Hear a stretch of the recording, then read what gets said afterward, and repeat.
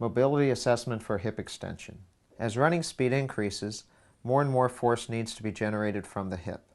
If a runner lacks hip extension, he or she loses efficiency. This efficiency is lost because the free elastic energy stored in the hip flexors can't move behind the body to load the spring. Without the ability to extend the hip, the foot contact moves farther and farther in front of the body as speed and stride length increase. This leads to increased braking and vertical forces, high loading rates, and an increased arch in the lower back. Likewise, limitations in hip extension mobility on one side increase the tension on the opposite hamstring and are often an overlooked source of chronic hamstring strains. This issue is extremely common and causes a lot of problems.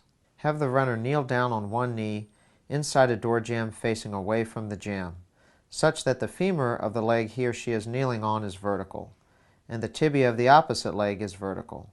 In this position, there will naturally be a bit of space between the lower back and the door jamb. Tilt the pelvis backwards so that the hollow between the lower back and the door jamb disappears. Imagine tilting a bowl of cereal so that it spills behind you. If the runner does not feel a stretch in the front of the thigh, he or she probably has the hip extension needed. If he or she feels the stretch in front of the thigh, he or she needs to work on proper hip extension.